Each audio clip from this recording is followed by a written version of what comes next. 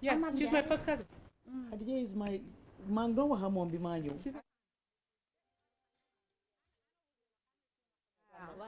Tanta Anna moo jur suma yaay. My childhood friend. Since being I'm 12. Young thing.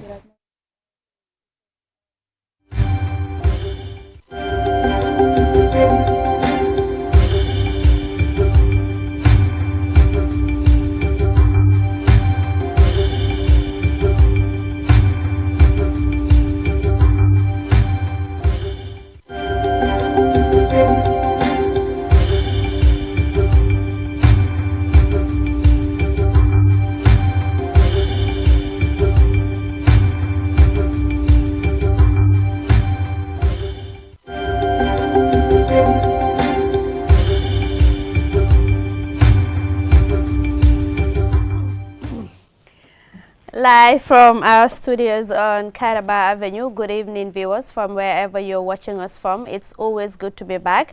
And this is yet another very interesting special edition coming to you on QTV, and it's about the role of women in politics. We know that women are in the forefront when it comes to the homes, families, education, agriculture, but today specifically we are talking about the role of women in politics. And we know that women play a very important role. They are the majority in the Gambia, but is that reflective when it comes to elections? Is that reflective in key positions? Is that reflective as far as Gambia's demographic contribution is concerned? Is that reflective in their contribution to national development? This is what we are coming to dissect here, and I have here very, very prominent women. I have lawyers here, I have politicians, I have women rights activists, gender activists, I have feminists. I mean, I have all in one here to discuss this. So do stay tuned, don't go away, because we are about to unravel a very, very interesting discussion this evening, the role of women in politics. But before I start, let me introduce my guest. I have here in my left, I have Ranzia Diab, who is the NPP executive member. Good evening, ma'am, and welcome. Good evening to you. Good evening, viewers. And I have Nene MC Cham, who is the president of Gambia Bar Association. Good evening. Good evening. Welcome Good evening. to the program. Thank you. And I have Aminata Korea, and she is also a politician and also a human rights activist. Good evening. Good evening, and thank you for inviting us today. You're most welcome. And I have finally, on my far right, I have Nancy Jallo, who is the founder and executive director of Global Bridges. She is also a women rights activist, a feminist. Yeah, you can name it. Good Thank evening, you. Nancy. Good evening. QTV, always is a pleasure to be here. Thank you. Thank you to our viewers. And joining us on video call will be Mari Sok, who is a leader and founder of Alliance of Social Democrats Movement, who is currently in Senegal. She will also be joining us in the discussion, and we will also be joined by Fatou Jagne Senghor, who is a human rights advocate and founder of Center for Women's Rights and Leadership. As you already know, the discussion is going to be very interesting, but I'm starting with you, Ramzia. You know, before the speeches, the campaigns, the big titles, and everything else, who were you as a young person growing up? Good evening, viewers. Thank you for inviting me here to be among these very dynamic women. Before politics, I was a teacher. I taught in St. Augustine Secondary Technical School. And after that, I went to Nigeria to go to aviation school to be an air hostess, as they call them, flight attendants today. And I've been in that job I was in that job for so many years. And then I came back home, joined the aviation field again, because at the time they had the Gambia Air Shuttle. So I joined Gambia Air Shuttle, Gambia International Airways, Gambia Airways, Gambia New Millennium. I was all the time the head of the cabin crew. And then I decided to enter into politics. And I was a nominated member of parliament in 2002. And that's how I entered into politics. But before that, I was very interested in politics. All my life, I've been interested in politics. because my father, he was not a member of the government, but he was a businessman who participated a lot in the political process of the First Republic. He was very close to Sir Dawda, and I remember as a young girl, I used to follow him everywhere, wherever he's going for campaigns, to political meetings. I'm very curious, and it was he who taught me, showed me all the ballot, how to vote, and told me about the marble and things. So I was interested in that, and even whilst I was living in Nigeria, anytime there is elections, I fly home so that I'll be able to vote. So I've always been, in the background, I've always been interested in politics.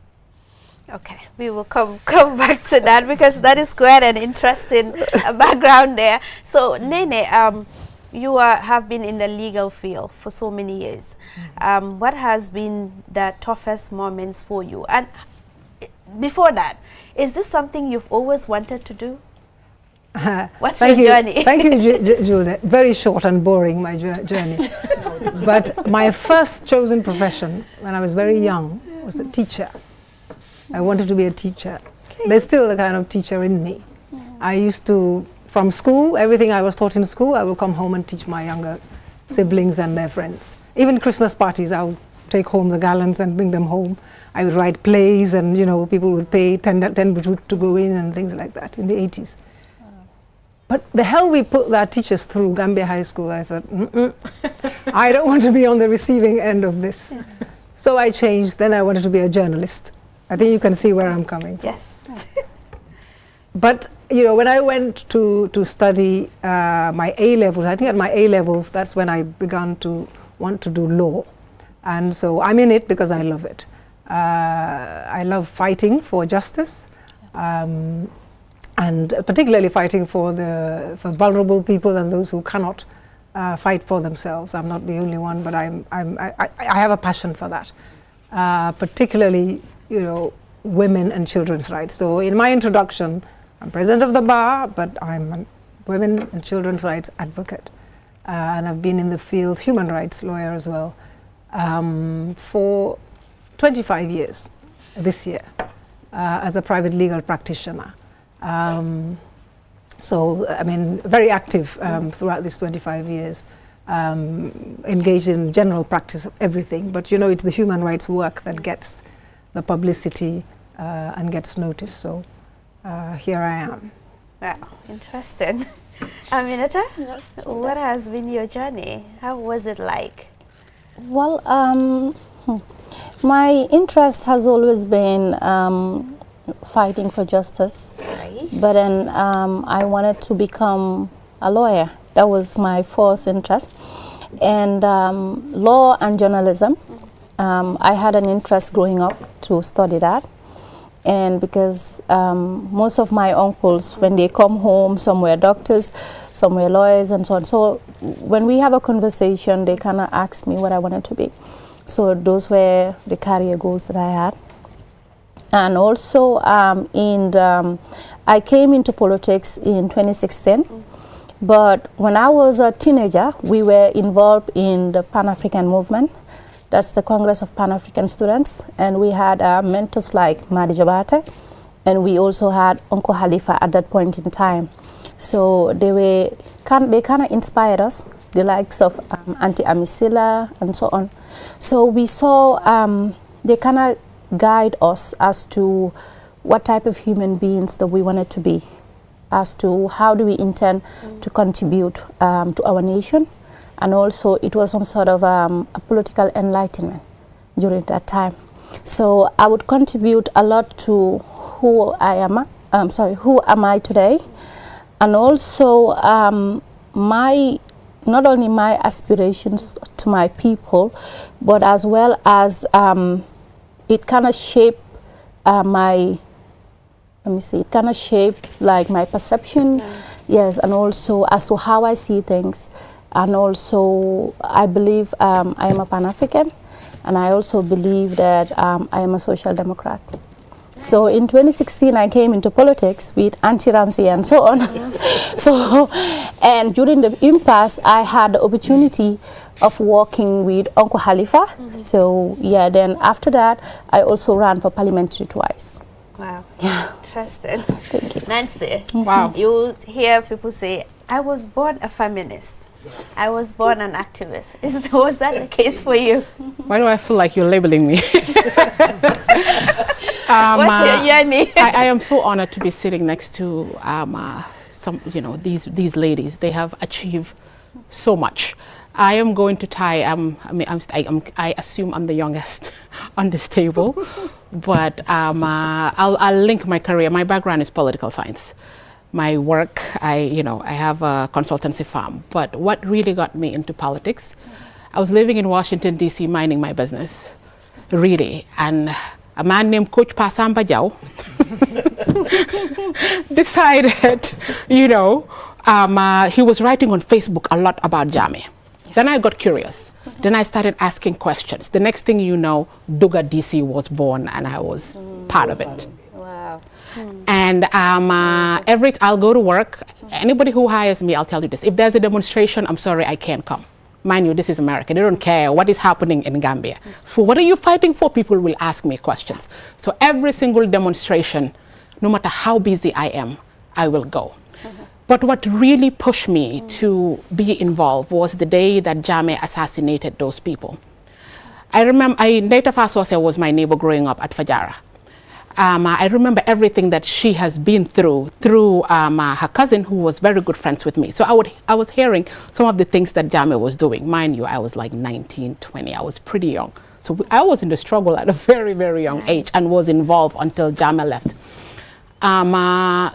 And the day Jammeh assassinated those people, I remember I got off work, I went home, I was supposed to go to yoga. I remember sitting on the carpet and I just broke down.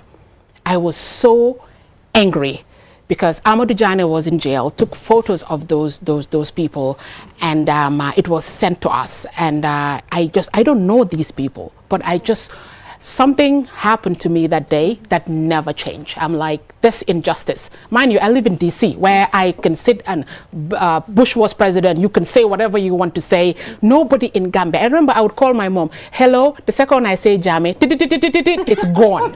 So for me, I'm like, why? Why are Gambians living this way? So that was what motivated me to join the struggle.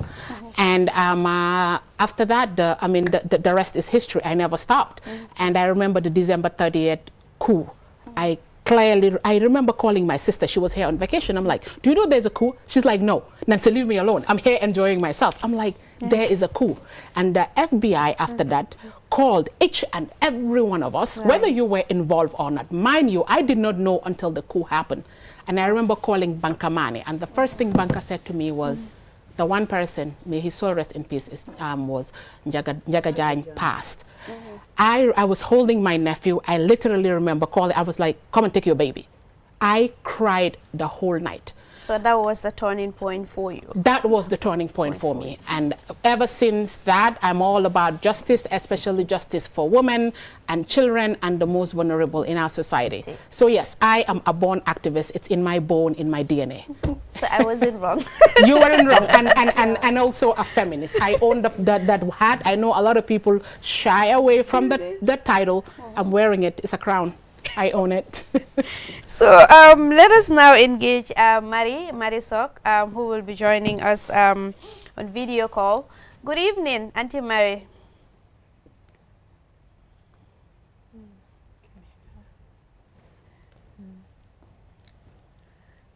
We can't hear you here.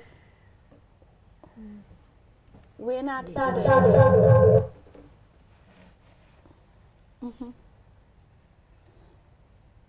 We can't still hear you. She's not talking. No, she was, but we were not hearing. No.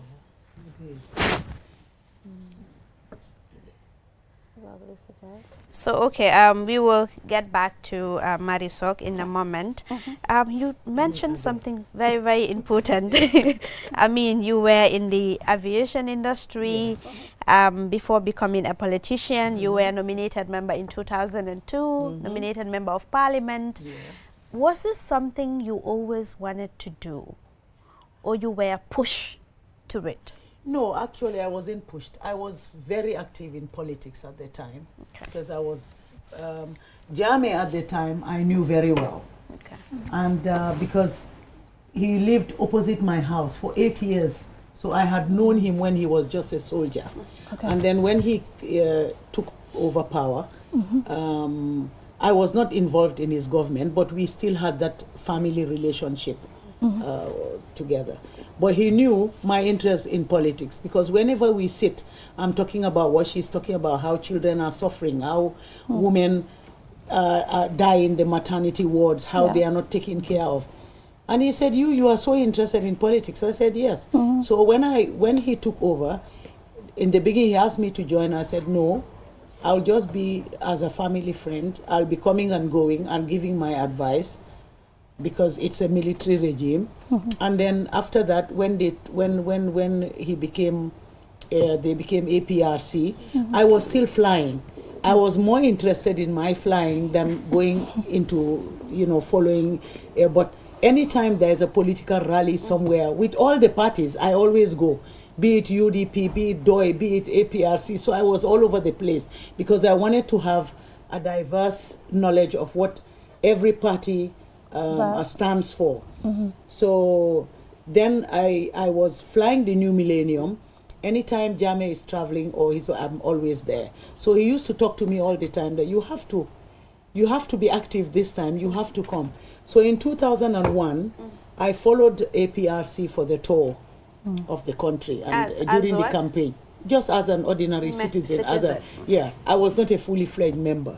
So as I was after the tour, I remember we were supposed to take the people to Mecca for the Hajj, and I was busy arranging with the New Millennium the people that had been selected to go. And then I got a call from the Secretary General then. I think it was Julia Joyner. And she said, I have a letter for you. I said, I'm in the Banjul office. So she sent the messenger. I opened it and I saw that I was nominated into Parliament. Jame didn't even say anything to me. So then I called. I said, what's happening? He said, well, you've always been advocating for more women participation in Parliament, and you have not shown any interest in vying for elections so I'm going to nominate you, and I'm nominating women only this time. Was that the norm, or it was just a one-off thing? No. Actually, we were 4 women that were myself, Fatmata Jahompa, Sise, Nima Satasane Bojang, and Mrs. Bidwell. And Mrs. Bidwell became the deputy speaker.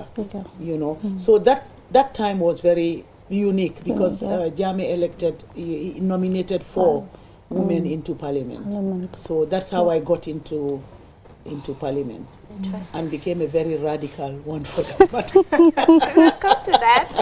So we have Marisol on the line. Good evening.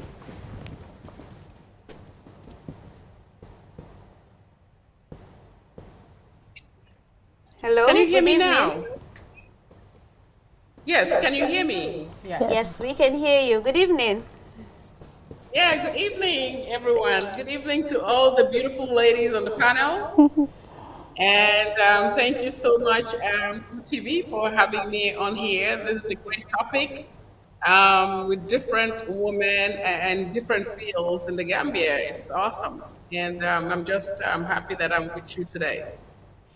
You're most welcome. Take us through your journey as a young person growing up. Wow, my journey, it's extensive, but let's just say that I was a very vibrant young girl, young lady. In school, I was always active. I guess because probably my mom was a teacher and always making sure that we participate in everything. In high school, I was a drummer. I was in the drama group, and I was also prefect. And sometimes when there's no teacher, they would ask me to teach a class. I've done so much. And then after I was done with school, I worked as an entrepreneur with some business women that had stores.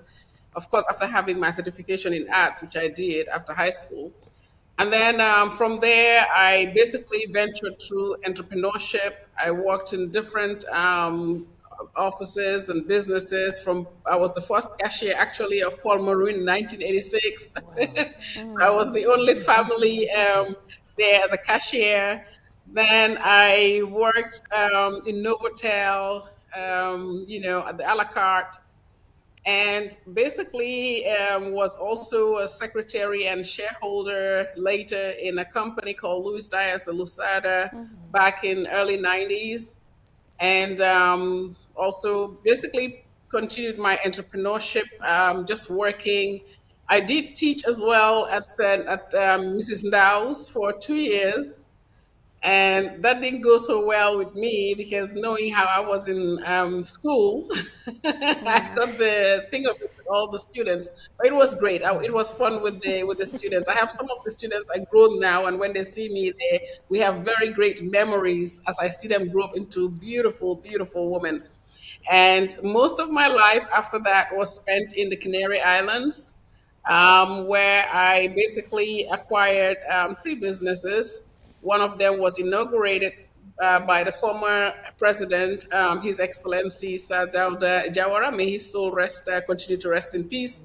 And it was the Bazaar African in Loro Park. And then we had the Bazaar Typical Canario, which was basically promoting all wares all over from the seven Canary Island stores, island, sorry. And then I had a bodega as well, selling all cigars and all the how do you call it, the good things, the food, the wines, the cheese and stuff, all from all seven islands of Spain. So it was a big thing for a black woman to do that in Spain, and it was not easy because these boutiques you have to fight for, you have to how do you call it, lobby for it. And because I was black and from Africa, they felt that the only thing an African can do was basically to sell woodwork in the streets.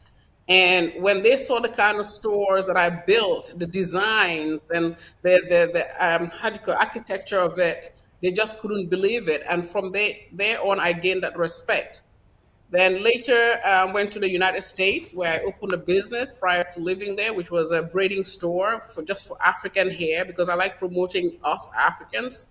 And I employed some Africans that live there, although I didn't stay there then. And then later, about 2 years later, I moved to the US. And hey, being in the US fighting as a black woman, because it's not easy going there and owning businesses, and then they ask you who are you or where do you get the money and all that. So it was tough. America made me who I am today because Europe was soft. Europeans are softer. And yes, there's a little bit of racism in Europe, but the depth of it is more in the United States, especially as a black woman. The worst was your own black people that will look at you and say, you don't look African. And, how come, you got this business, or what are you doing, or where are you from? You must have been born in America and you don't look like you're from Africa.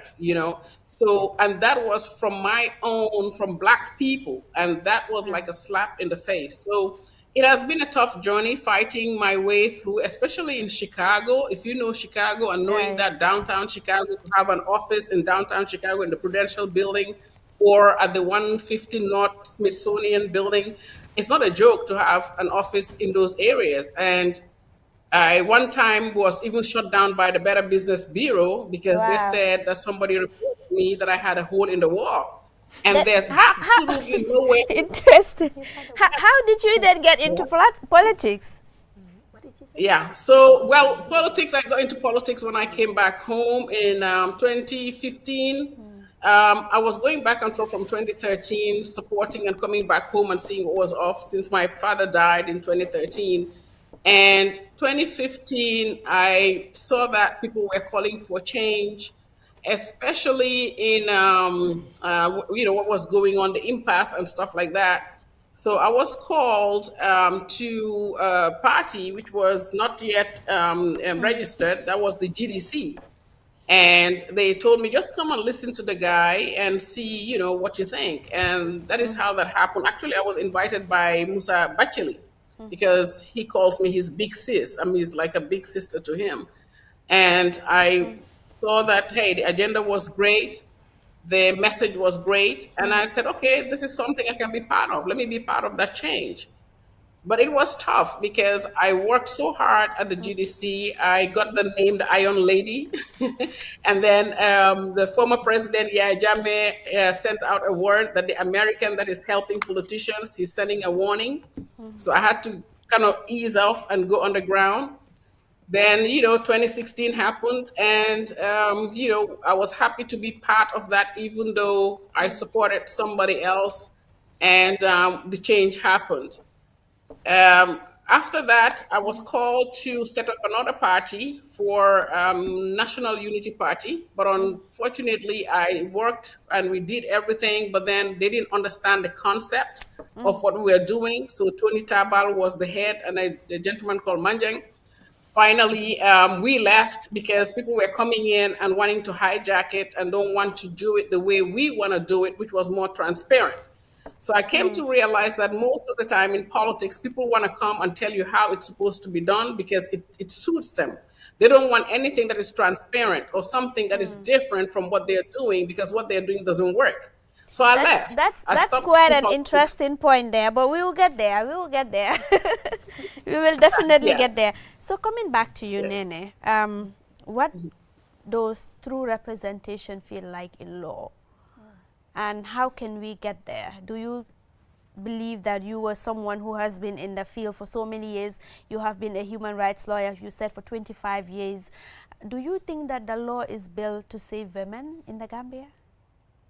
Well, it's not a straightforward answer. But what we must do is examine what we have, what laws we have in place. Because it's the laws that determine how we live. We have the Constitution, which is the supreme law of the land, which does not restrict us in any way. Does not restrict women. You know, you can get into this, you can't get into this. It calls for, you know, everyone is equal before the law, for example, you know, and, you know, gender equality. Not in those words, but it says that no one should be discriminated against based on gender, based on ethnicity or whatever. In this case, gender. So there are no restrictions there. It prohibits discrimination. You then look at some other laws that we have, which is the Women's Act. It gives the right again, and it gives it in more detail because it's a very comprehensive piece of legislation on women's rights. It just like the Constitution, it guarantees the woman's right to be involved in all social activities, you know, all sort of work, political, cultural, whatever. So the restriction is not there. We have, the Women's Act actually domesticates the national and the international and regional instruments such as the CEDAW and the protocol. And what they say is they specifically give these rights. It's like a reminder. Women have the right for this. There must be no discrimination, the policy of non-discrimination. And we also in the Gambia have national gender policy. We have policies, laws and everything. But are they sufficient? Yes. Do they go far enough given where we are as women right now? Given that we are, I believe, is it 52% of the population? Yes. And if you look at the representation from the top to at least the elective positions, it is dismal, I have to say. I mean, really, sometimes we feel like we're taking, when you take 2 steps forward, you take 3 back. So it is a problem that has to be addressed. And there's a section 15 of the Women's Act that calls for temporary special measures that need to be put in place to accelerate de facto equality. That's how it says it. Because if we want to wait until, and just go with the status quo until women happen to find themselves, you know, in equal representation or proportional, we will not get there. So it calls for government institutions, agencies, and all of them. It requires that they put temporary special measures, and this is where, for example, one of them that is mostly talked about, which is the quota system. to accelerate. It is not forever. It says, there's another provision, that's the follow-up, that says that once that is achieved, then the policy, the thing can be, it can be put aside. So it's not, it's affirmative action. So, but we find that, you know, as I'm saying, it doesn't go far enough. You know, for example, I don't know, I'm not a politician, but for those who do, it is very onerous on the women to be a politician. Because first of all, by virtue of the natural role that we have as mothers and wives and caretakers of the home, we are now educated, many of us, and we want to go into a profession. So we are super women. We're not complaining, we can do it. All we want is equal opportunity. Equal opportunity so that there's non-discrimination, doors are open and there's access to everybody. And when I talk about access, for me, I don't just talk about people who want to go into politics. I talk about, before that, the girls. Education.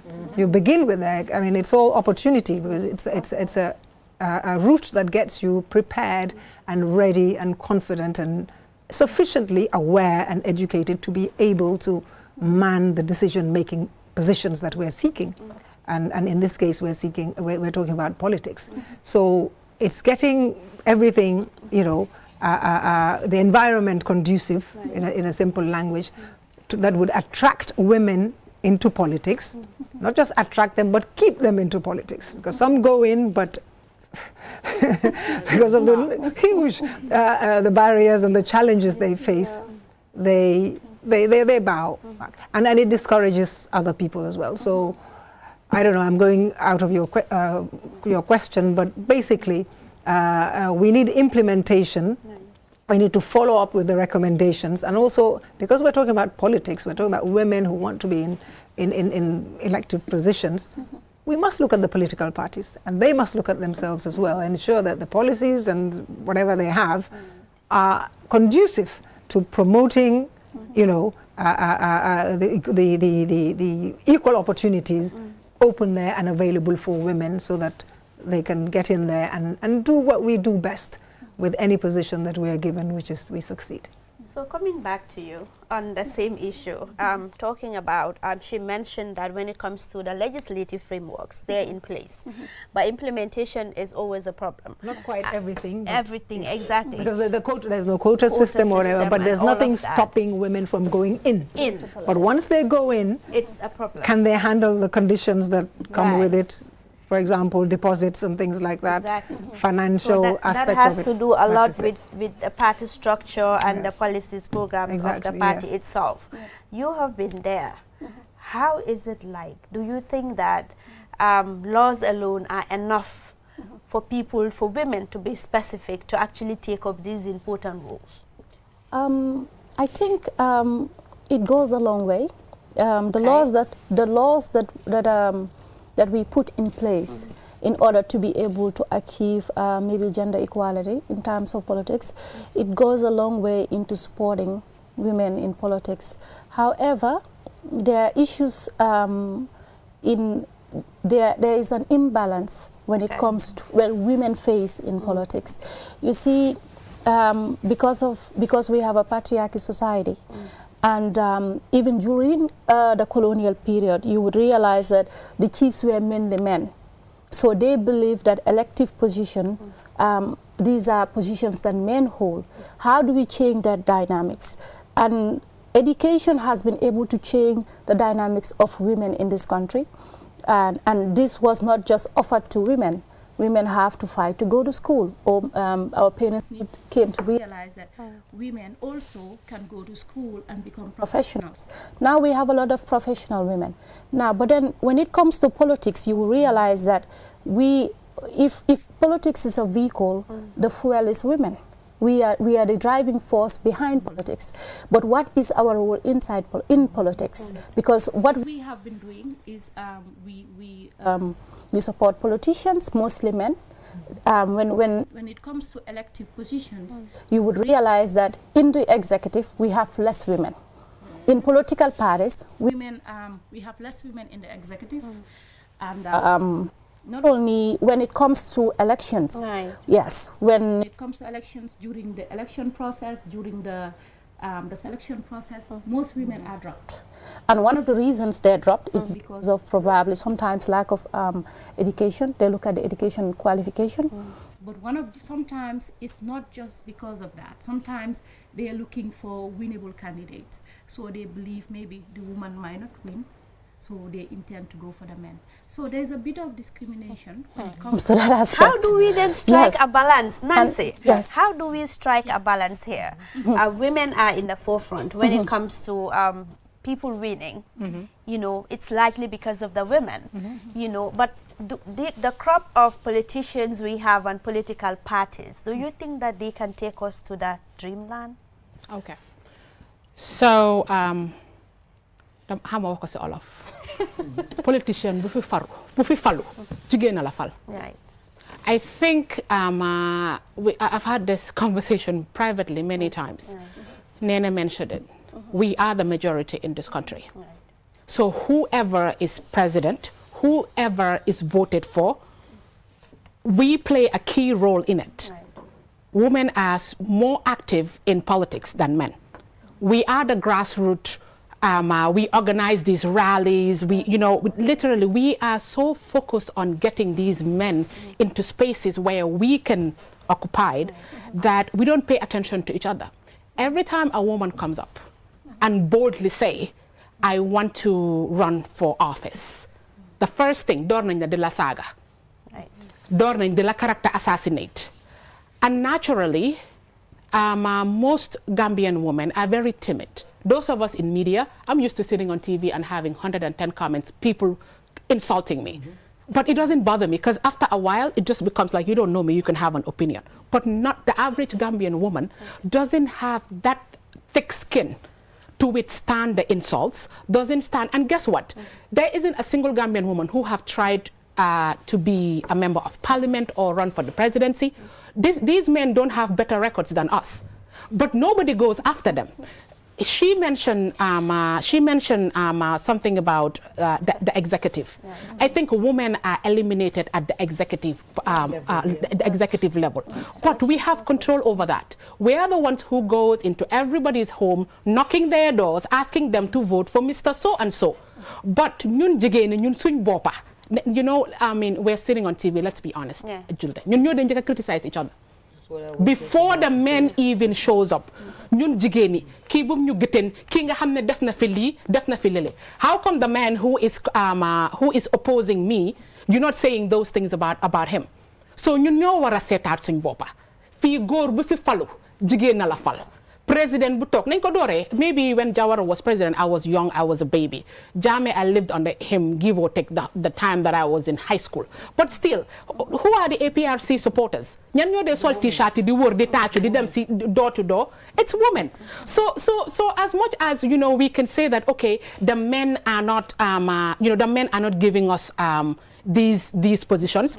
Suñ demee si ballot box bi, and maybe we don't even make it to the ballot box because they eliminate. Let us make sure, if I'm going to go campaign for you, make sure that somebody who looks like me is sitting, it's part of the executive. You have the two major parties in the Gambia, which is NPP, who is they are currently in government. And I asked this question to President Barrow when he won. Women overwhelmingly voted for him. We are not reflective in his cabinet. That is a classic example. The president have a choice to nominate women in his cabinet. I think he has, 3 ambassadors? He had 2. We are the majority. We voted him. And I actually did ask him that question. I was like, we overwhelmingly voted for you. What are you going to do for women? Nene mentioned the national gender policy, which I have read from because I was doing a consultancy. Gambia have beautiful laws. Yes. Our biggest problem is implementation. We definitely have all the laws. Gambia, Nene Monica lawyer, Gambia have ratified all of these international treaties. We are part of domesticated. Yes, we are part of everything amazing. ñun su fekkee ne loi bu baax rek la su fekkee loolu la ñoo joojee am nañ ko problème bi moo nekk implementation bi.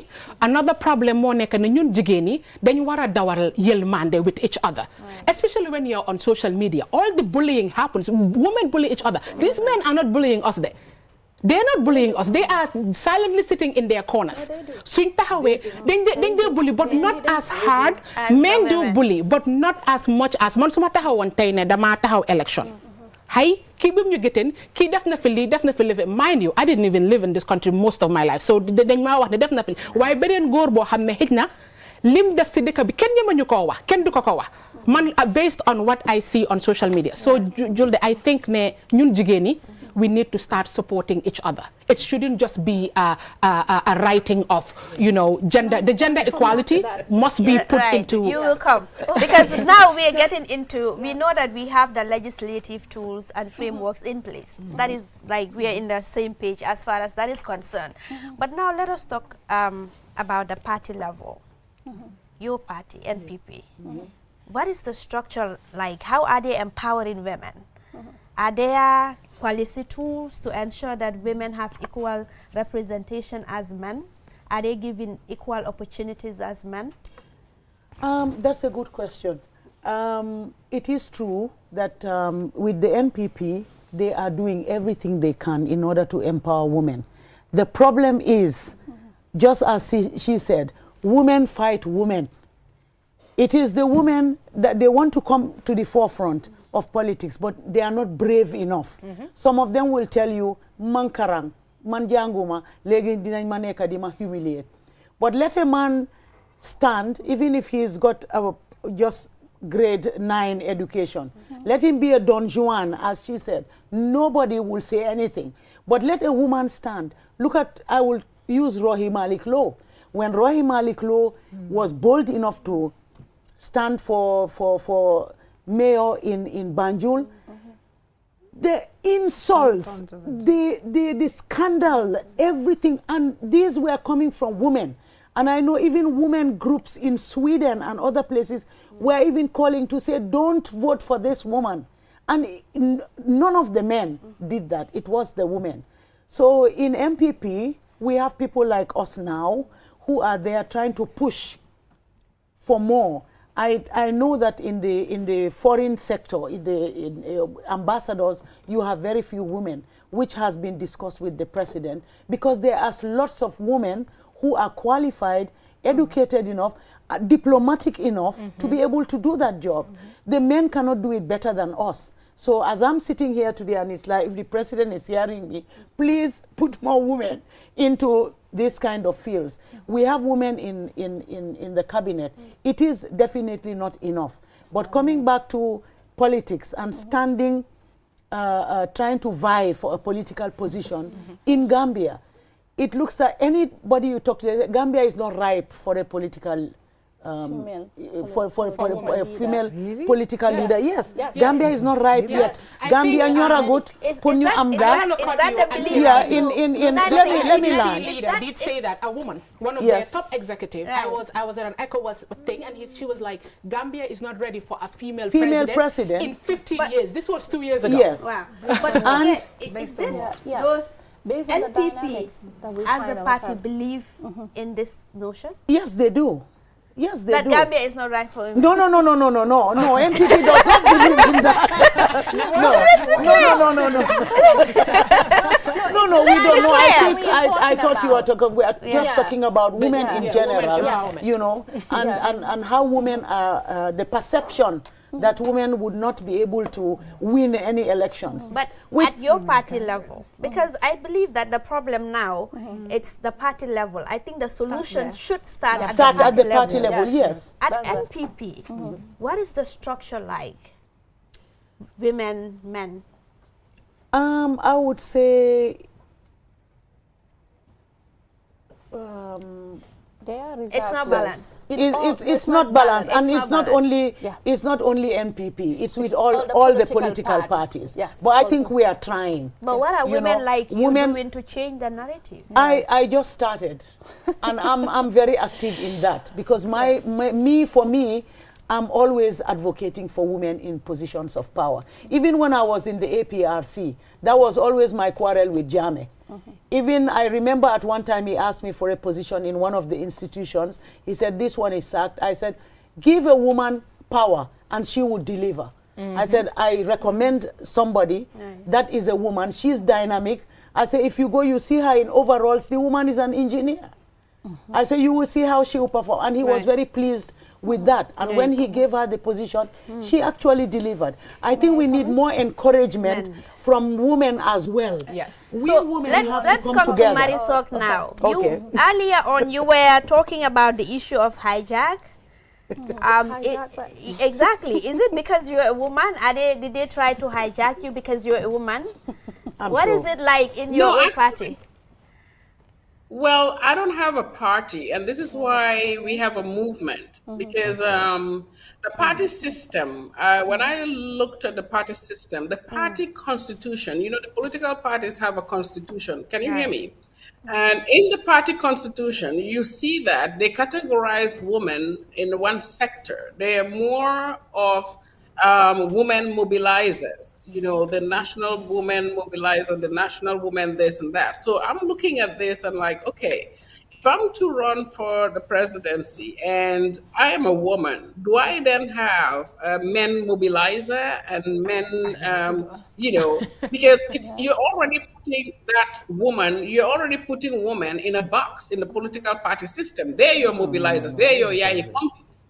You understand? So as a woman, am I supposed to have a male company or male mobilizers? So the party constitution alone needs to be reformed. So we need all these, how do you call it, reforms to be done so that, because we are going through a whole different phase where young women are dynamic and I feel that they're ready to even be in politics. But because of the political party system, which is governed by the political party constitution, is not allowing women to get beyond that because they only see them as mobilizers. They see the youths as people, as young people who should go out there and dance on top of the gele and clap and all of that. And this does not reflect into the office. This is one of the reasons when you go into the office and they tell you that, oh, they have a youth minister, and the youth minister is like 45 years old. What is the cutoff age for the youth minister? And then you see you have 3, 4 women, how do you call it, leaders in there. So because of that system, that constitution, the party constitution already sets that stage for that. And this is one of the reasons I changed. And I said, if I do enter politics, or if I'm running for the presidency, I'll stand as an independent and then we'll have a movement. Because in the movement, we are all one. We have chairman and chairwoman. And I think that title is more befitting for men and women, and they can do their work. We're all ambassadors. We're all ambassadors of change. Because we are not going to put anyone in a box. We sit on the round table with young people, 28 years, 28 years, 30 years, 38, 40. You know, the cutoff line for youth is 35. But here you see a 50-year-old guy saying that he's a young person. And these are all things that need to be looked at. And if we want women to be well represented in office, then we need all this electoral reform, which should come from the IEC. You don't seem to agree with her, Aminata and Ramsey. No, I do agree. For me, Okay. for me, let Auntie Ramsey come first before I do. I agree to disagree. Yes. Because saying women are put in a box, I wouldn't agree to that. You know, we Are have... they not put in a box? No, we are not put in a box, per se. But literally, Yes, that is you what are. it is. Literally, it's not that. is what No, it is. I would not. I would not agree to that. Ramsey, go Women on are with the party participating more constitution again. in politics. It's just that we claim, some of what? them claim that we are being put in a box. We have to fight to get out of that box. we are in the which, box. which, Yes. That's the point. we, You have to agree. we are, we, But we no, are in the I- box. We are in a Women are in the box already. And it's labeled. You see, No, yes, we women labeled, is yeah. labeled, which we can fight to get out of that. Yes. You understand? Like I said, it is us women that will fight for the women. If we get up today and unite, that look, now we are demanding that we need more women participation in government or in politics, it will happen. But you will find that when that happens, if we have to come together, you will see people going back. And Exactly. say, Is that no, the man solution? duma leen I'm toppa about to because say that, ñi because- dañ bari affaire jigéen ñi dañ li seet leen ñu ngi téye seen bi. Right. So what are we going to do? We keep pushing. Nancy, is that We the keep solution? pushing. That's what I'm saying. No, Let's not allow ourselves to be put in a box. Okay, is that That's even the the thing. solution? Because for the longest time, women have been in the forefront pushing for some of these rights. Yes, Exactly. you see, I think we have to help ourselves. We must help ourselves. If we are waiting for men to do everything to get us in there, Won't work. they will be holding our legs and our arms for us to move. This is our right to be involved in the political affairs of this country as citizens. You grab the right, it's yours. Yeah. Let's identify those who have interest. Let them come forward. Yeah. And be encouraged to get in there and run. Because I have had conversations before, because many years ago at FLAG, we had a whole project on women's participation in politics. That was during the Jammeh days. I would like to come. And to we that. called, then the women politicians were invited. And the political parties were also invited to come and tell us what they're doing to ensure that they attract women and that they rise in the parties. We did that. And some of the complaints, one or two of them, is that they don't come forward. For me, as soon as you talk, they say, okay, what about you? Some of you who are educated, you don't come forward. There's that aspect there we cannot ignore. Yeah. But then there's a reason for it. Why do women shy away? But women don't generally, brave it to go in because of a lot of the pitfalls, the challenges. But like Nancy mentioned, So they should be encouraged to come forward. To elect Yes. and to be the reason for men to be elected in these key positions. Yeah. Like, why then can they do it themselves? Yeah, I think what we are seeing is there is dominance in politics. The men are in dominance when it comes to internal, even party internal politics, right? That is why we have less women in the executive and so on. And then I just mentioned something very important, that is professional women don't want to go into politics. We have few professional women who are ready to vie to go into politics and vie in for positions. And part of that is politics comes with a lot of things. And politics in this country is not for the weak. It's not for the faint. Yes, they will discriminate you, not for the they will faint-hearted. bully you. They will insult you. Yeah. I like anyone who has run for election in this country, they will tell you, I have been bullied. I have been, let's say, discriminated against. Yes, call names. And the scrutiny, the level of scrutiny we give to women is not given to men. Because they will look at how many failed marriages you have. Are you a single mother? Are you a divorcee? Do you have children out of wedlock? Whilst the man is not given that level of scrutiny. So it's not the same. Marisol is here, you can ask her. Me, Auntie Ramsey are here, and others. Anyone who has been in the political space of this country, and you're a woman, or you have run for elections, know that you have gone through this. In fact, even within political parties, they would discriminate you to a level that you would want to give up. So sometimes even the sabotage will come. At your own party level, how is it like? How is it like? Internal party structures. Okay, I believe during the last Congress, well, I was kind of elected for Deputy Secretary General, and also one of the Kind of elected. Yes, I was elected at Congress for Deputy Secretary General, but then because I was not a delegate at Congress, that became an issue and it was raised, and to a certain, and later I also have to write to return the position. So, but then, yes, exactly, that was what happened. But you will realize, because it became a controversy, and I was accused of fraud, committing fraud in a Congress in which I did not nominate myself, I did not put my name forward, and I was elected. So I have been through that already. So now there was a resolution during the Congress before the last one to have any elective position will have an assistant, and that assistant would be a woman. But why is that? Why is the assistant? Why does it have to be a woman? The reason is they are trying to address the inequalities. Yeah. The political parties are trying to do that. They are trying to address the inequalities within the political parties. Let me give you UDP for an instant. In their own political structure, they used to have a lot of women. We have a deputy party leader. They have a female president. And they have other positions that are also female. Female women are holding those positions. So we hope this will also, because NPP also have, because we have, that is Ajimai, Maimuna, and they also have others. So we are hoping, it is a gradual process, but it's very slow. We have the laws do not discriminate women, but because of the dominance and the patriarchy system, women are not in the decision-making table or are not in the level of the executive. We have few. How do we address this? Addressing it is to knowing that there is a force, and women also have to push forward. Women have to put themselves forward. Yes. Women must put themselves forward and flood the place. We are the majority in this country. We are the majority, and unless and until we are at the table, we cannot make any decision that affects our lives. Seems to have an issue with the deputy issue.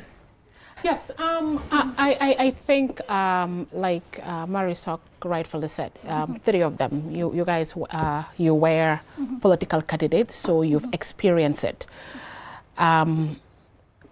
The political parties, you mentioned the main opposition. UDP, they do have women in key positions. They really do. Like you have to give them that. But I don't know much about NPP. I really don't know what their executive is like, and when they go to Congress, obviously they have a sitting president who's expressed interest that he's going to run. For me, I go back to things that we can do to change the narrative.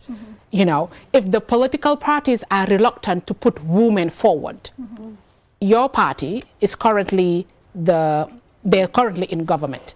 They can impact this, like you said, on the Jame. I cannot even believe that I'm actually siding with Jame on national TV.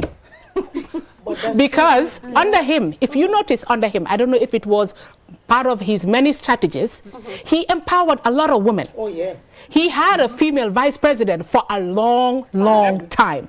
He nominated, Jame nominated a lot of women into parliament. I cannot. Do you think he could trust a man behind him? That's why you no, I cannot even believe I'm sitting on TV and a female vice president. Exactly. Two female vice president. Barra had two female vice presidents for a hot second. No, for a hot second. For a long time. Fatimata was there, then we have. How long was Fatimata there? A year? For 3 years.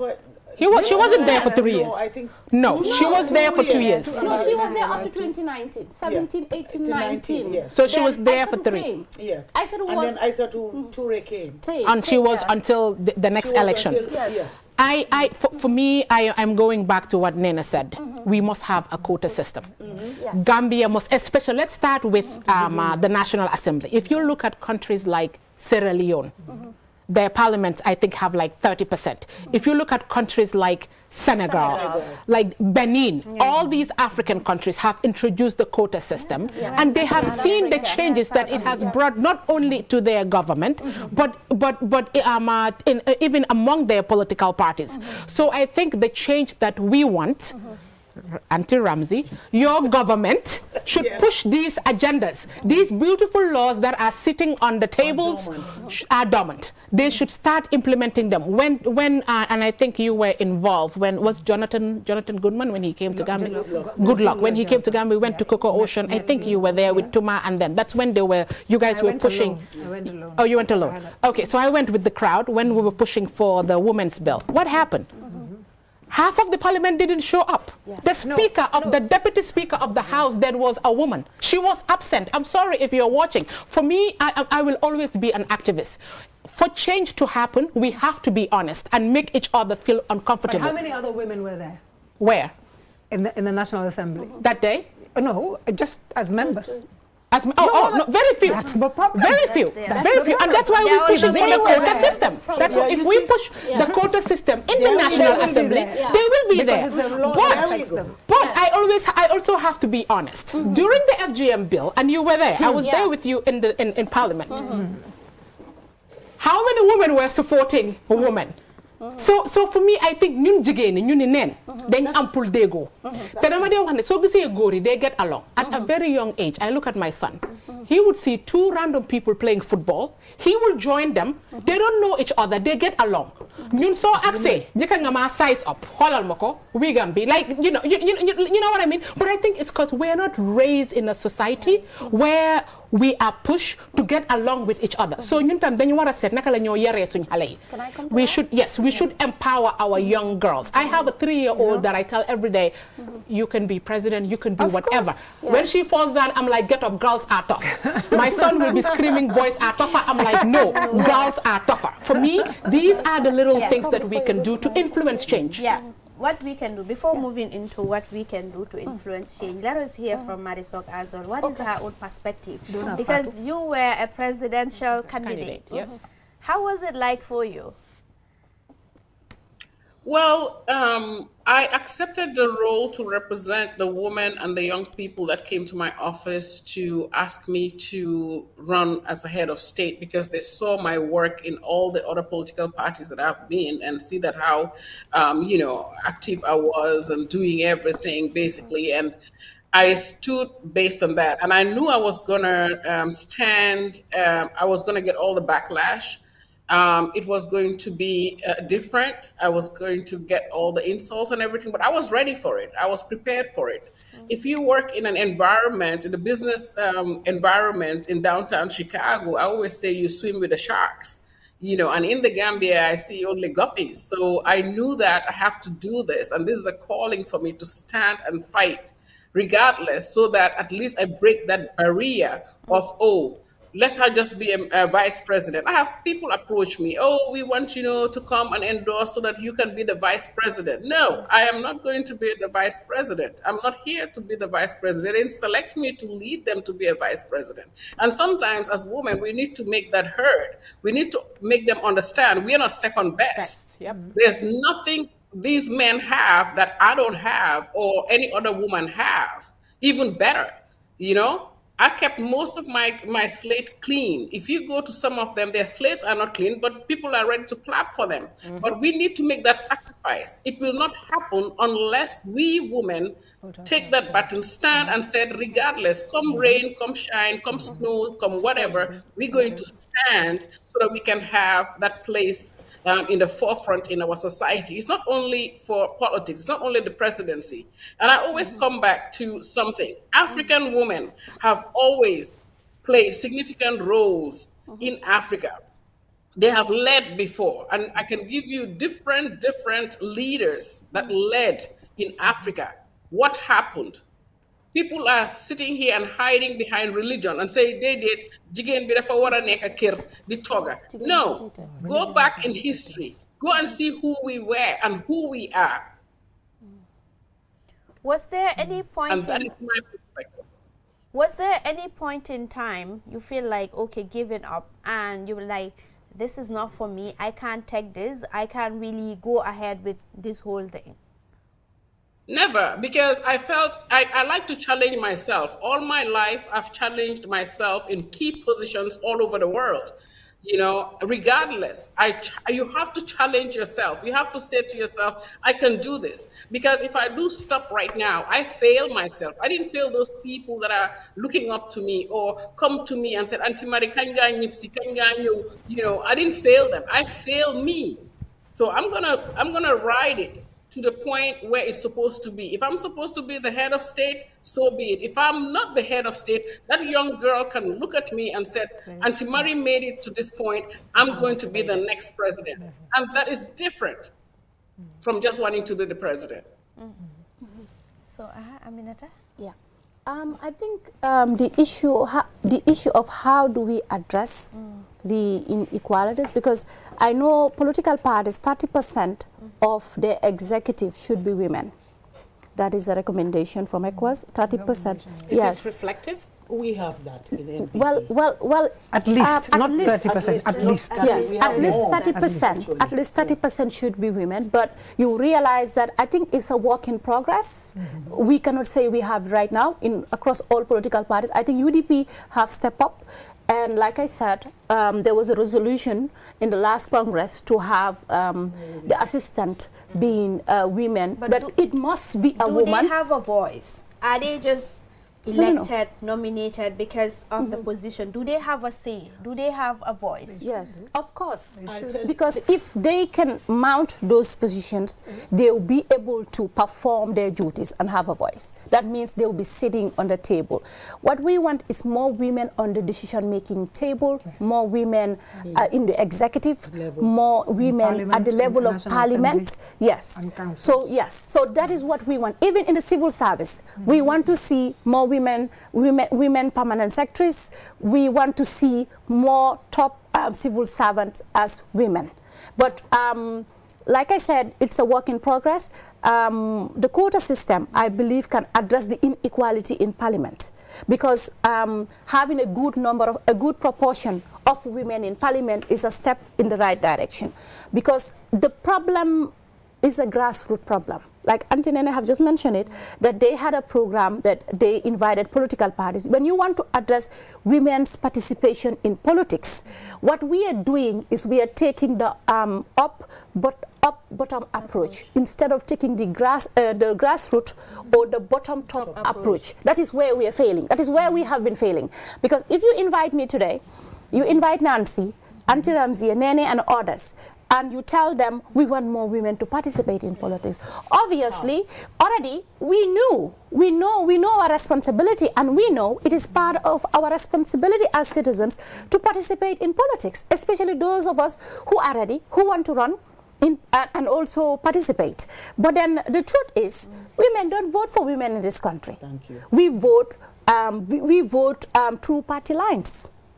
So, and if political parties do not put more women candidates, the reason is because they think probably sometimes at a certain geographical location that a man is more sellable than the woman. But shouldn't that change? Like instead of That's what we are saying. Yes. That I agree with her on talking about parliamentarians. Even in the Jame era, when we were 4 nominated female members, we had, I think, 3 or 4 elected female members. Yes. And he was encouraging all the time. Oh, wow. Yes. Anytime we have meetings, it's like, even during Congress, the thing is, the women should come to the forefront. But always, they always take a back seat. Women have been given even 40%, that, okay, let 40% of women try to come up, then you go 50, then you go 60. Can you, and then we never even get 20% of women that will volunteer to become parliamentarians. If we have the women parliamentarians, maybe that will be an improvement. I know that in the MPP, that's what we have been encouraging on a daily basis. Anytime we have meetings, that's what we advocate. We have a very dynamic women's mobilizer in Maimuna Balde. She goes all over the country. She's never tired.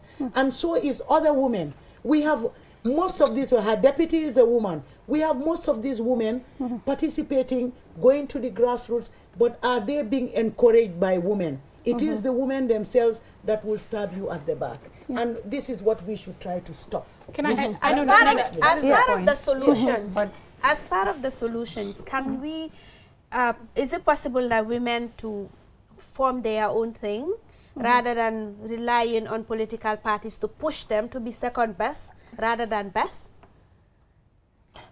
Nene, you want to come in before I do? I think Can I that brings comment? the politics. Exactly. No, for me, I think it's about solidarity. Women need to show solidarity and support one another. It's really difficult. Yes, we encourage that. But then I think during election time, it's mostly about, okay, you contesting, who is contesting, where you contesting, and also under which political party you contesting, right? Because political party counts. Your political party's support in that area also counts to you winning or losing. Because I think last election, I contested with 2 women. It was 3 of us, and none of us won.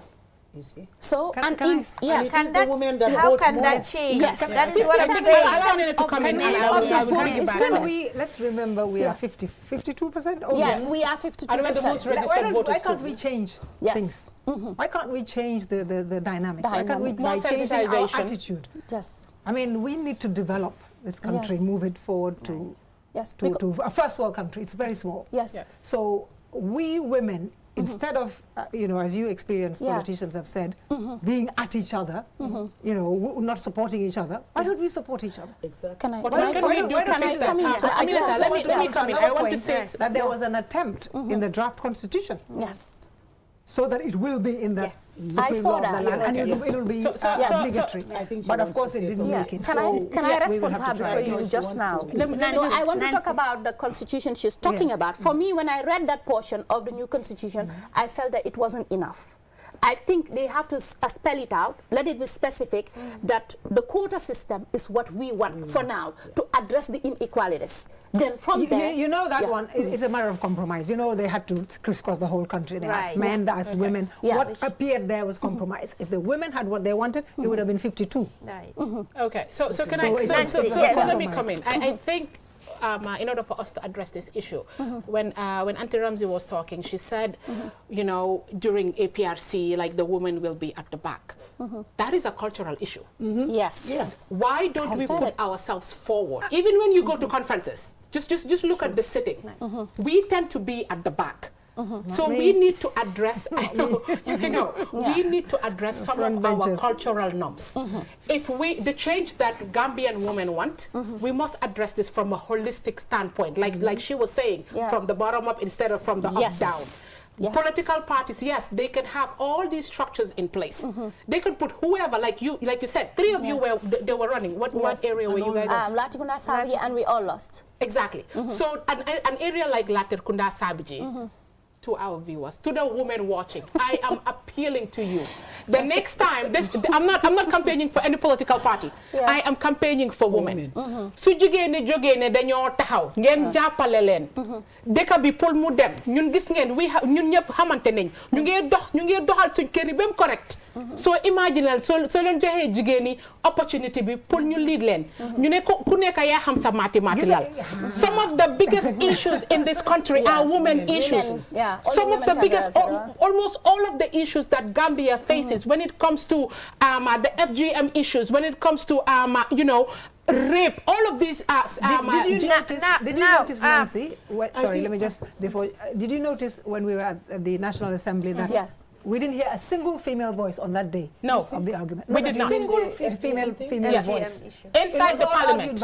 It was all argued by men. Thank you. No, but it's not a cultural thing. They're the majority. And Okay. even inside parliament, But it was they're the all ones about occupying the key positions. In order not to Yes. offend It was a women's issue. exactly. And These the- are we Yes, did not men hear a are single debating voice. it. Okay, I was now. sitting there with Nene. When you have Nancy, three elected Aminata. women Sorry. and few nominated, 2 nominated, 5 women in parliament out of 53 seats, what do you expect? It's a problem. It's a Well, how problem. can they advocate for what is our rights or our reproductive But they can rights? raise That's why we Can I need to can get I in bring there. in again, one That's why comment? they need to get in Can there. I bring in Yes. one comment? Ladies, calm down. I mean, why we need to get in there. this really needs rigorous advocacy. Yes. And how do you Let's continue. how do you ensure that now you change The way, narrative. The narrative. How does the advocacy change? Because it's been the same and we're getting the same results. Can I just come in? We have a conversation. Why don't we do, I agree 100% with the quota system would solve at The least parliamentarian temporary- issue. a parliamentarian Temporary issue. issue. Okay, look at Rwanda, for example. How many female ministers? They had to female go through. people- They had to go through civil war. Yeah, they Most have of to the go men through- died. yes. No. It wasn't by choice. Kagame But then decided quota to system is coming. with Yeah. his quota system, he Yes. decided to put more women, and they are doing very well. So, Auntie Ramsey, So, tell your yeah, president to so put all more women. women in parliament. I am Yeah, telling and my other president countries are on live adopting it. TV, But please okay. put more women in Okay, parliament what and does more it- women in the cabinet. Maybe And another Auntie attempt at Ramsey, the law. what does it mean to put more women? Progress. Again, we have to put some substance into this argument. Okay, as the saying goes, behind every successful man there is a woman. The women are always at the background pushing. The women are Is always it is it just any woman can just go No, and then no, exactly? We need to be clear. That is why I said the right advocacy woman must be put in these key positions. And that was what I wanted to say. It needs Because to we change. go back to the National Assembly. For me, when I sit on these platforms, I want to talk about things that are facts. I was in the National Assembly with Nene. The few women who were in Parliament did not support did not support the women. They actually wanted they wanted to repeal the FGM law. So the key word is we must have the right woman in these key positions. I'm not talking about you bring a Nancy to just sit down and run her mouth. Somebody who truly believes in the women agenda. Somebody who knows about the laws like many. We have many. But Nene, when we are raised in a society where sunnit na salam alaikum, ana jigen bi da nga dem tok ci gannaaw xale bu góor bi can sit there. It is our culture. We need to change this culture of jigen da nga nekk ci gannaaw. Maybe you are very unfortunate and I am unfortunate and maybe all of us here are empowered to come from families where women are empowered. That is not the average Gambian norm. Let's be honest. You go to homes. I say this all the time to my family. The loudest people are the women. Duñ noppi ku ñu gën a loud amut. The men are like, you know, buying you right. But that's not every household. You go to I went up country all the way. That was my first time. I had a consultancy madam all the way to Farafenni. Let me give you a classic example. This was a gender it was a gender project. I walk in, Salaam alaikum, Neo. You know, I have to talk to the men before I talk to the women. For me, that was my opportunity. I was like, this project is for women. I don't have a lot of time. Nuyu naa leen, jaamalante naa leen ak yéen. Project bi pour jigéen la. Su ma toogee fii 2 hours ma wax ak yéen. Da ngeen di waste suma time, ma waste taale seen time. Because whatever you have to say, it's not the information that I'm trying to gather. The men got angry and they left. But when the men left, the whole atmosphere changed. They started opening up. They started telling me what their real problems are. But when the men were sitting there, none of the women were talking. They were all busy getting. So for me, we make a CCTV. You need problem with it. Some of us are, but we must go to rural Gambia. There must be more advocacy about women being placed in key positions. Your government should empower more women. We have all these crazy rules. No, I have to. Pointing at me. Because it's your government. I'll tell you let PDOIS law. So we're not in power. Nancy, she's biased. Right. So, Auntie Marie, the issue of where do we go? Like, what do we change? The road to 2026, it's already here. What do we do differently? What do you do differently now that you are there and you want to also stand to be the presidential candidate come 2026? What are you going to do differently? Is she running? Well, I want to believe she said she is not giving up. 2026 is around the corner. Well, everybody knows that I empower women and I empower youth, you know, and I believe that 50% cabinet reshuffle where we have more women, 50% women, 50% male, will do the job. In that male figure, we can have some young people, because you can't have a country that has over 50-60% young people and don't have a representation in the government for them so that they can address certain issues directly. And most of the issues that we have in Gambia, in Africa, are about women, you know, and if you have at least a 50% percentile representation in the government, you will see things will work much better and efficiently. We will implement a lot of things that are basically from the needs, like from your food to your education, because there's no mother that doesn't want to educate it. There's no mother that doesn't want their child not to eat. There's no mother that doesn't want their child to accelerate or to get a good job, or there's no mother that wants their child to die in the seas. So to address these things, and we have so much abuse, we have, domestic abuse, and so much going on, and it's affecting women every day. And the time is now for women to take over so that we can rectify all these wrongs and put in laws that can now take Gambia to Oh, the we have next the level. laws. We have, we do have, I know we have system. laws, but they're not being Yeah, the quota implemented. system. So we do have laws, but we have to implement these laws. We have to put strict laws where abuse stops. In the office space today, women are scared to come out to even to support a woman because they feel that their husband will refuse. You go to the office space, the same thing. They're being abused in the office space. You talk about political parties. When there's campaign, women are used. You know, there's so much sex and all that nonsense. Excuse my language, but they see women as secondary, and they see women as just playthings. And that narrative has to change. In my camp, we don't do that. You dare not do that. You focused. We're here to work because we have a country to take over. And we do have to do things differently. Because as a woman, any little thing I do, I'm more scrutinized than these men. Yep. So yes, when we have this government will have a lot of women sitting on the round table. There'll be a lot of women in our parliament because we feel that all the things that are affecting us today is affecting our mothers. And it has to change. I have so many women in my team that are abused. There are so many women today in my team that have no husbands with I don't know how many children. They're not given any child support, any feeding support. Now, how do you expect these children to grow up and become great citizens? You are basically denying access to these kids for a better livelihood.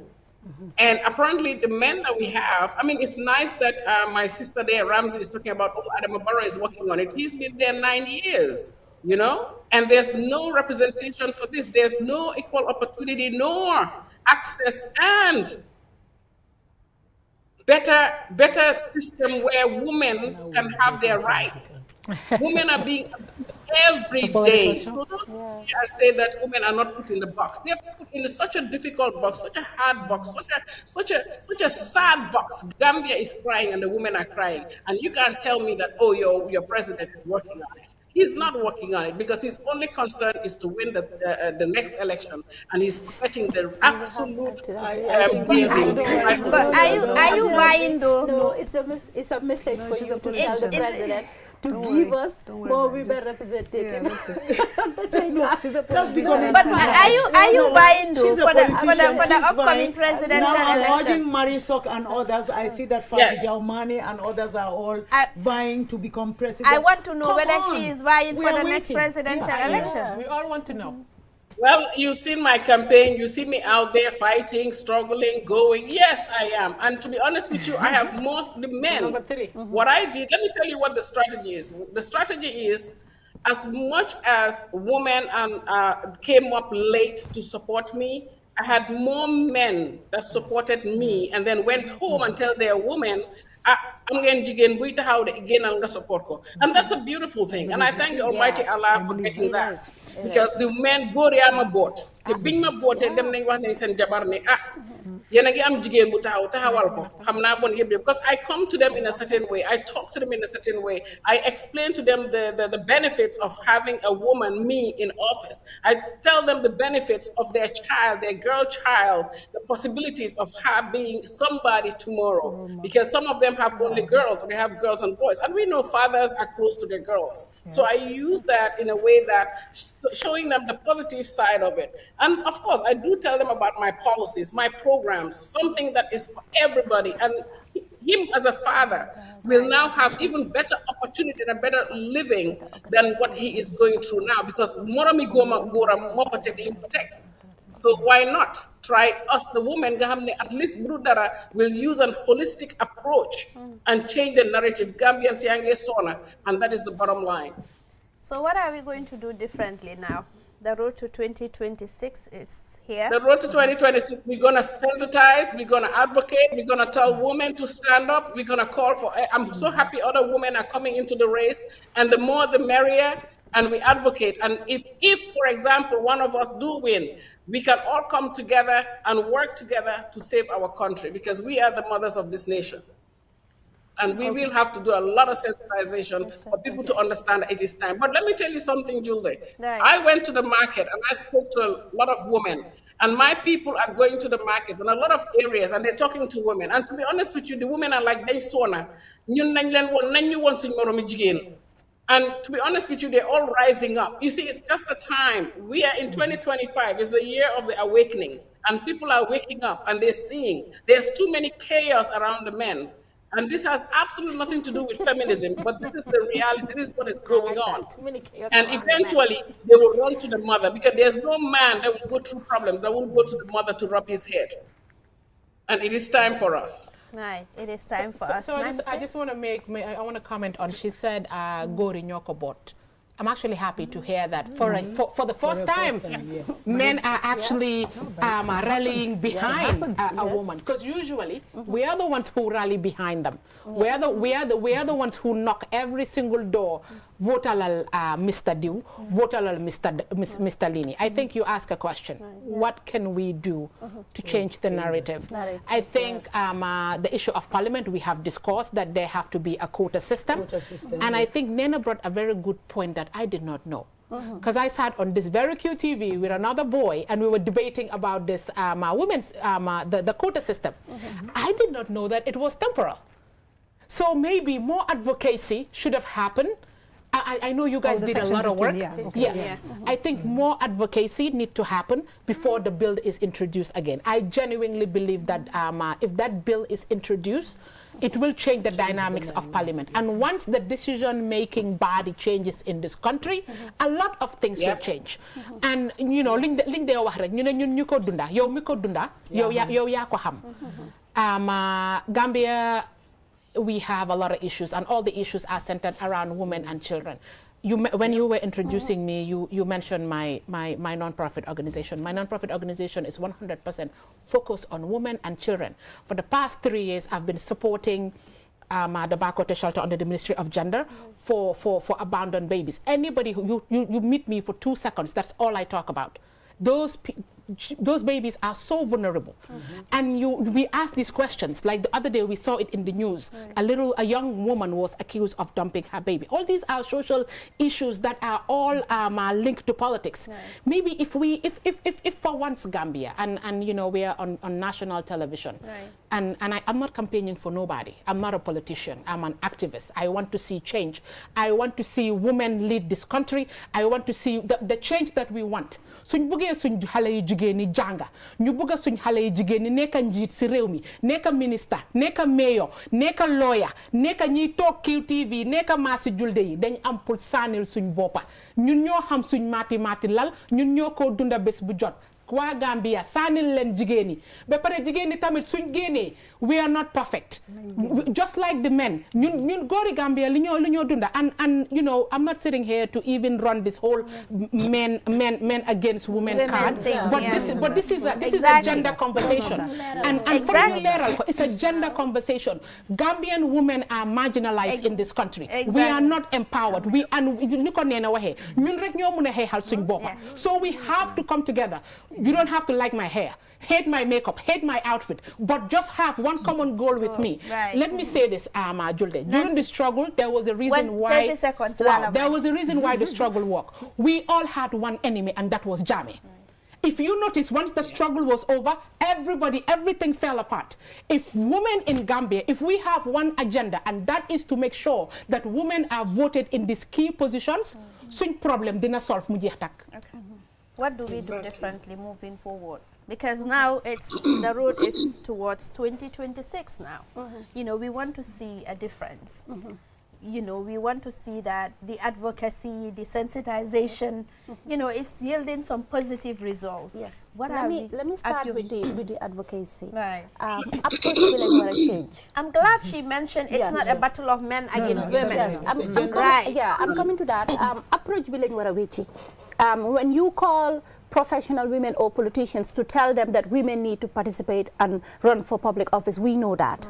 But it is the woman in the market, the woman in the furrow that needs to be empowered to realize we need to support women. Right? We vote through party lines, but that dynamics needs to change.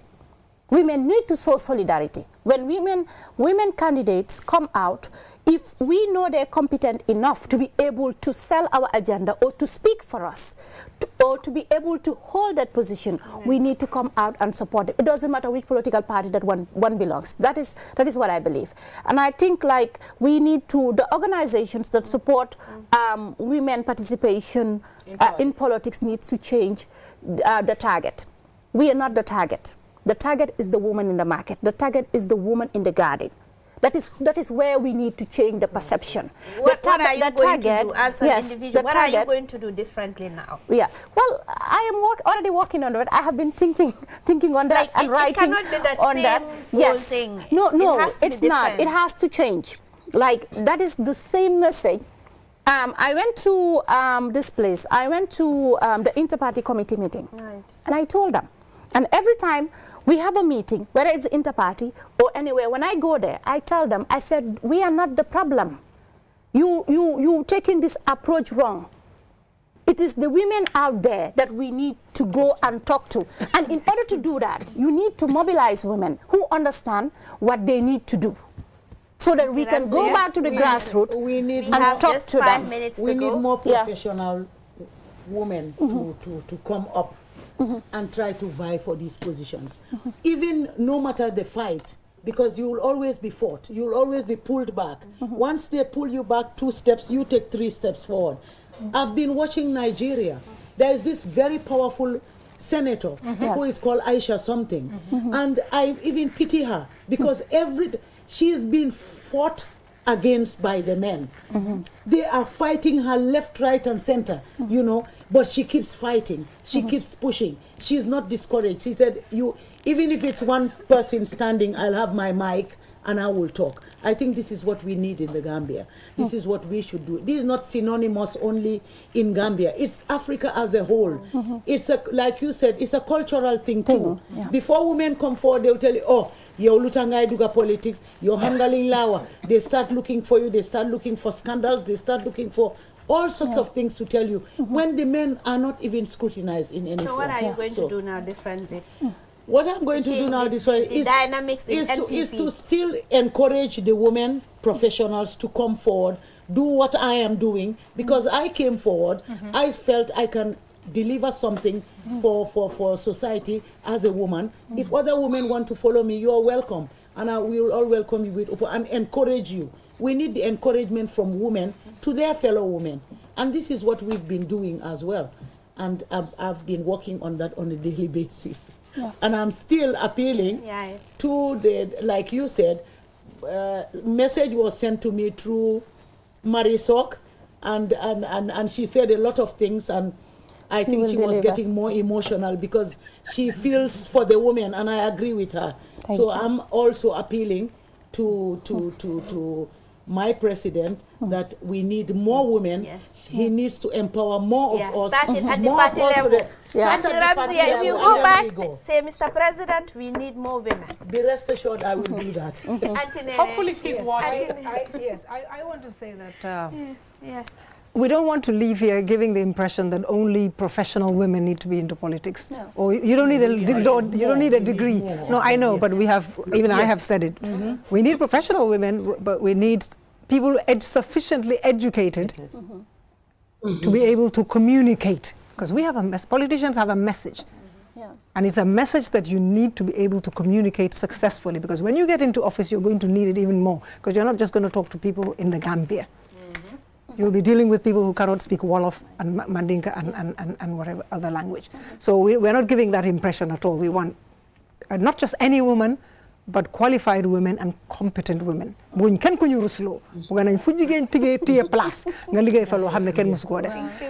the other thing also I wanted to say was that unfortunately, I don't think we will have another shot at the Constitution, the draft, before we go to elections, because that could be a problem that would solve, you know, the quota system that perhaps was there.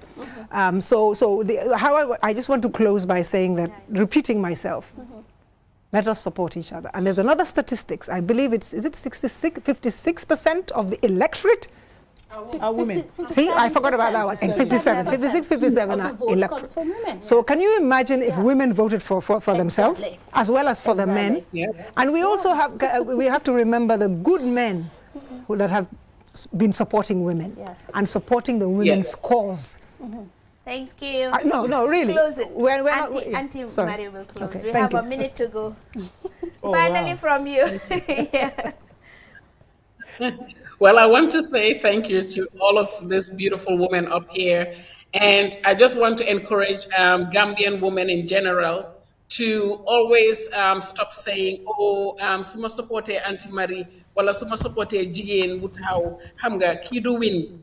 You see, that is already a mindset, that is like a play, it's a psychological thing. Jigéen bi du win. No, bu fekkee ne ñëpp a ñëw taxaw dooleel jigéen bi, trust me, jigéen bi dina win. Because boo leen toogee ba góor bi si boppam moo ñëw taxawal jigéen, jiital jigéen, nekk jigéen ji suma yaay la, suma anti la, suma lu nekk la, ba yéen jigéen yi la leen a xaar. So nañ leen génnee mindset boobu ñun jigéen yi ñu taxawal buñ seet ne ak kii taxaw waaw xaw ma dañ xam nga jigéen dañ koo castigate xamuñ nga dina win.